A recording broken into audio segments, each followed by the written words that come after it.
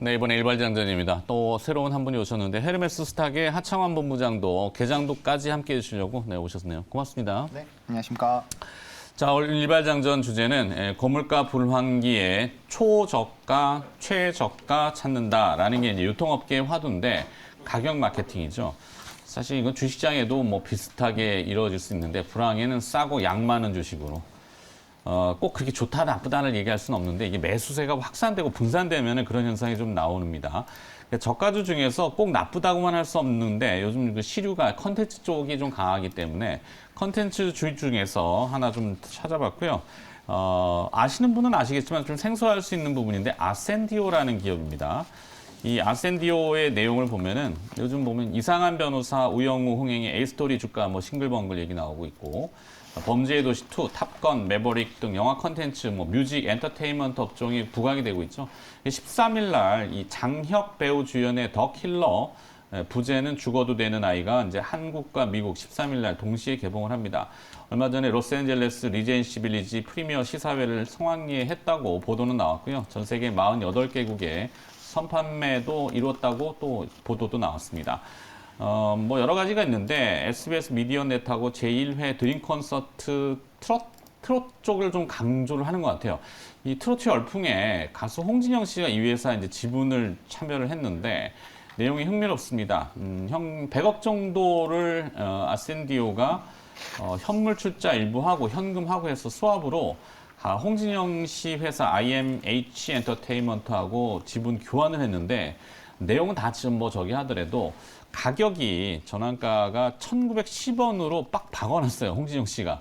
그 이하로는 안 팔겠다 이거죠. 지금 가격이 주가가 조금 1330원이니까 1900원대까지는 여유가 좀 있는 것 같고 지금 화면에 나오고 있습니다만 흥행할지 안 할지는 저도 뭐 장담할 수는 없는데 현지 반응은 조금 그 오마주된 그 액션이 상당히 역대급이다. 역대급의 액션 필모그래피. 장혁 배우가 좀 그런 게 강하죠. 그래서 한번 좀 기대를 해보고 있고 현재가는 1330원 저가주입니다. 시가총액 1070억. 다만 이 회사의 약점은 자본금이 402억 원이에요. 뚱뚱하죠. 이 부분은 약점입니다. 약점도 분명히 있다라는 거. 아센디오를 보고 있는데 스물스물 지난주에 조금 반응을 하더니 이제 오늘은 어떻게 될지 모르겠습니다만 자. 컨텐츠 얘기를 좀 붙여주시면 될 것 같아요. 네, 일단은 아센디오 이제 더 킬러라는 영화잖아요. 그래서 제가 그 예고편을 봤는데 네. 약간 떠오르는 영화들이 몇 개 있더라고요. 일단은 아저씨, 그리고 맨 온 파이어. Man on Fire? 네, 그게 이제 외화입니까? 네, 외국 덴젤 영화인데. 워싱턴 나온. 아, 네. 네네네. 그래서 좀 유명한 영화인데 이제 그런 영화들이 조금 떠오르다 보니까 특히나 아저씨 같은 경우는 청불이었음에도 불구하고 600만이 넘게 좀 흥행을 했었거든요. 네. 워낙 장혁 배우가 액션적인 부분에서는 뭐 독보적이다라고 저도 생각을 하고 있기 때문에 추노? 네, 뭐 추노도 그렇고 뭐 보이스에서도 그렇고 뭐 나오는 것마다 일단 액션에 대해서 굉장히 뭐 많이 배웠잖아요. 뭐 절권도랑 뭐 복싱이나 이런 거 많이 이미지가 너무 좋죠. 네, 뭐 많이 배우다 보니까 확실히 이제 스턴트 없이 또 하는 것들이 또 이벤트가 되지 않을까라고 보고 있고요. 이제 스토리가 굉장히 좀 일단 중요할 것 같은데 일단은 스토리 라인 자체가 일단은 아이가 납치가 되고 또 이제 그걸 추격하면서 복수하는 약간 그런 역할이다 보니까 스토리를 굳이 얘기해 줄 필요는 없어요. 네, 뭐 스토리 라인 그러니까 그 이제 스토리 라인 자체에서 뭔가 개연성이나 따지기가 좀 어려운 부분이기 때문에 네. 액션이 얼마나 조금 핫하는지에 따라서 결국엔 흥행 여부가 갈리지 않을까. 이번 주에 뭐 대작들이 좀 많이 개봉이 되는 걸로 알고 있는데.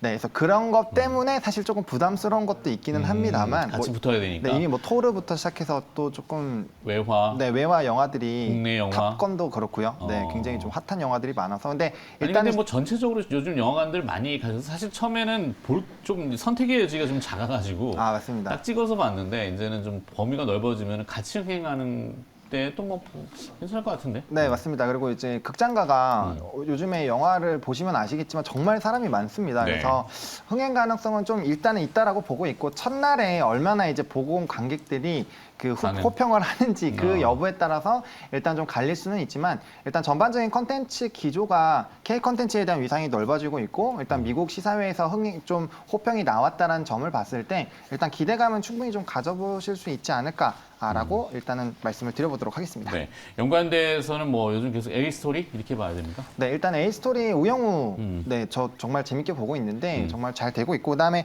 우영우가 뒤에 또 이게 따로 준비하신 건가요? 네, 네, 아, 그럼 그때 A 스토리는 다시 듣도록 네, 할게요. 알겠습니다. 정임 차장. 네. 일단 이제 요 게임, 영화, 뭐 컨텐츠, 엔터 뭐 이렇게 좀 IP가 중심이 되는 이제 그런 사업은 네. 뭐 잘 되는 건 잘 되는 거고 이제 우리는 주가를 봐야 되니까 그 이제 주가가 좀 폭발적으로 나오려면 조금 의외성이 있어야 돼요. 네. 약간의 이제 의외성이 있어야 주가가 굉장히 폭발성을 보이면서 막 뭐 심지어는 한 10배짜리도 나오고 그러잖아요. 그러니까 과거에 이제 히트라는 게임이 그랬었고 그 이제 뭐 작년 요맘때였나요? 쿠키런 오븐 브레이커에 보시면 그게 한 10배 났잖아요. 네. 쿠키런이.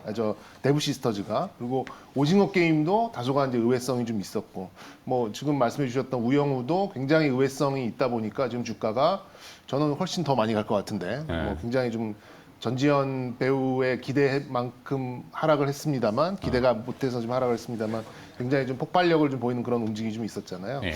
그러니까 이제 이런 대작 같은 경우는 이제 각종 비용, 사전 마케팅 이런 것 때문에 약간 김새는 경우가 많이 있어요. 생각보다. 그래서 좀 일시적 모멘텀으로 좀 한정되는 이제 그런 경우를 좀 유의하셔야 된다.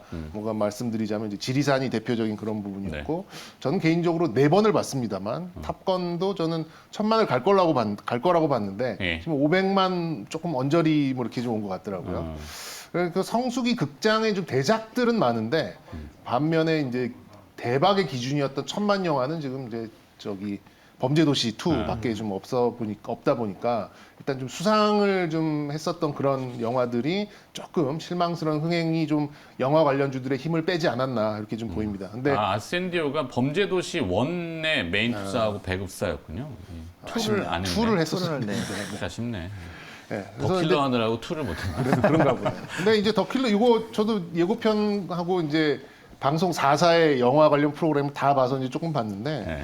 저는 요 직전에 찍었던 검객이란 영화랑 굉장히 플롯이 비슷해요. 거의 이제 뭐 액션의 질도 좀 그렇고 뭐 외화는 뭐 굳이 안 붙여 드려도 뭐 되게 아실 것 같고. 아니 뭐 소비자의 선택이니까. 네, 일단은 이슈몰이가 지금 여기 컨텐츠 쪽이고 아까 얘기했잖아요. 제가 모두에 네. 달았지만 그래서 요 분위기를 반전시킬 수 있을 만한 이제 그런 영화가 이번 주는 사실 이제 토르랑 미니언즈인데 그 정도의 힘은 안 나올 것 같아요. 그 정도의 한산? 힘은 안 나오고. 한산인가? 그렇죠. 한산 용의 출연이 다음 주에 나오고 더 헌트?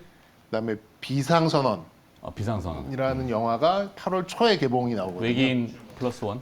외계인도 있네요. 네, 7월 말. 외계인도 있는데 그거는 이제 조금 CG, VFX 업체들도 조금 네, 그쵸. 이렇게 같이 연달아서 갈 수도 1000만 있겠다. 간다 그러면 그건 네. 이제 분위기 반전이 좀 되는 거예요. 근데 이제 지금 그건 약간 외계인물은 좀 호불호가 갈릴 수 있잖아요. 예, 그러니까는 제가 보기에는 이제 용의 출연 한산 요거하고 비상선언 요게 이제 좀 상영이 시작이 돼서 예를 들어서 뭐 500만, 뭐 600만 이렇게 좀 속도감이 나오는 그런 국면에는 영화 관련된 종목들이 좀 돌아칠 수 있겠다 이렇게 좀 가정을 좀 해보도록 하겠고 관련된 종목으로는 롯데쇼핑과 쇼박스입니다. 롯데쇼핑은 이제 백화점이긴 합니다만 그 롯데 그 미디어 롯데 그 사업부가 있어요. 거기에서 이제 용해 출연 한산을 이제 제작을 했고 또 배급까지 하는 이제 이런 부분이 있어서 뭐 좀 강세가 나온다면 좀 편승을 할 수 있을 정도의 힘은 좀 나올 거라고 보고 비상선언이 이제 쇼박스에서 네. 이제 제작하고 배급을 하는 거니까 요 종목들에 대한 기대치 그리고 스코어가 나올 때까지는 주가 강세를 한번 기대해 보도록 하겠습니다.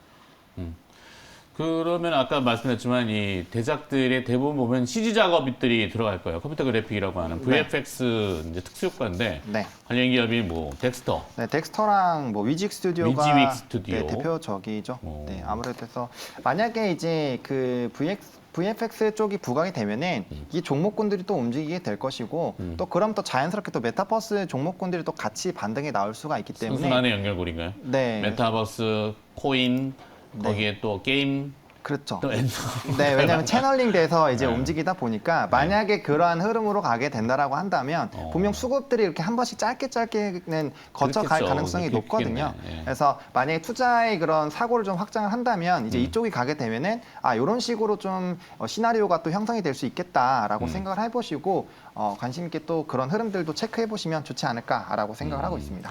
SM의 에스파. 네. 걸스인가요? 네. 선주문으로 161만 장, 이게 뭔지 모르겠는데 돌파에 뭐 이슈몰이 에스파가 또 주목받는 SM이 뭐 그게 좀 반영이 좀 돼서 지난 아. 금요일에 좀 강세를 좀 보였던 것 같고. 특징주를 네네. 나왔구나. 그런데 이제 뭐 지금 8월에 블랙핑크도 좀 돌아온다라고 하고 그리고 이제 공연들이 좀 많이 좀 기획되고 있어서 뭐 이건 인플레이션하고 영향이 크게 없잖아요. 그러니까 사람들이 구매력만 생각을 따지면 되는데 이게 또 이 팬덤들한테는 그게 이렇게 빚을 내서라도 공연은 봐야 된다 이런 문화가 또 있어서 아무래도 이제 하반기 특히 3분기 쪽의 실적은 굉장히 좀 좋아질 가능성은 좀 있어요. 근데 하반기 갈수록 이제 조금 이 높여놓은 눈높이를 좀 미스할 가능성이 좀 있어 보여서 저는 좀 단기적인 관점에서 엔터준을 보셨으면 좋겠습니다. 네. 자, 일발장전은 여기서 마무리. 그래서 약간 단발성 이슈고 그다음에 좀 짧은 개념으로 이렇게 또 이런 기업도 있구나라고 소개시켜드렸고 빠르게 또 가겠습니다. 자, 정찬 여기서 가나 본데? 갈까요? 아니요. 네. 개편이 돼서 이게 좀 예, 뒤집어 중인데 하여튼 정유민 차장은 또 보내드려야 되니까 고생하셨고요. 네. 다음 내일 또 아니구나. 네, 목요일 날 월요일 뵙도록 목요일 날. 하겠습니다. 네. 하여튼 IBK 투자증권 분당센터 정경민 사장이었습니다. 고맙습니다. 네, 감사합니다. 자, 우리 하창원 본부장 원전 얘기를 좀 해봐야 될 것 같아요. 원전 네. 관련해서 복병이 좀 등장을 했어요. 이게 걸림돌이라고 할 수 있겠는데 사실 원전 수출에 대한 이 이슈몰이가 강했죠. 국내에서도 네. 막 있었고, 자 유럽연합의 그린 텍스노미에 포함이 아니라 사실은 이게 엄밀한 표현하면 잔류입니다. 잔류. 네. 원래 있었는데 다시 존치하기로 결정한 거를 지난주에 유럽연합이 결의했는데 조건이 좀 붙었어요. 2025년까지 기존 원전의 사고 확률이 낮춘 사고 저항성 핵 연료를 적용해라. 용어가 좀 어려운데 네. 이 사고 확률이 낮은 연료를 써야 되는 조건이 붙고 2050년까지는 고준위 방사성 폐기물 처리장 마련 계획을 제시해라. 그러면 이 원전에 대해서 이 그린 텍소노미에 계속 잔류를 시키고 지원금을 주겠다. 근데 이걸 지키지 못하면은 녹색금융 지원에서 배제하겠다. 이게 내용이 좀 어려울 것 같지만 네. 사실 우리가 이제 원전 몰이를 막 했잖아요. 네. 맞습니다. 네. 여기 복병으로 등장하지 않을까? 이런 우려가 있어서 네. 이런 점검을 좀 부탁드려야 될 것 같아요. 네, 물론 말씀해 주신 것처럼 사실 이제 원전 쪽에서는 뭐 폐기물이라든지 이런 위험도에 대해서는 계속적으로 얘기가 나왔었죠. 그래서 그거는 원전에 대한 이런 비중을 유지를 하기 위해서는 결국에는 필수적으로 해결해야 되는 문제임에는 틀림이 없습니다. 근데 다만 이제 기간이 좀 이렇게 길게 형성되어 있기 때문에 사실 지금부터 우려하기는 조금 이르다라고 보고 있고요. 또 그 네. 안에 기술력이 발달이 된다거나 또 충분히 문제를 해소할 수 있다라는 부분이고 일단은 잔류를 한 걸로 인해서 이제 원전주들이 또 한 번 슈팅이 단기적으로 나왔는데 네. 사실 그건 단기적으로 보시는 게 맞다라는 게 이 맞는 관점이고요.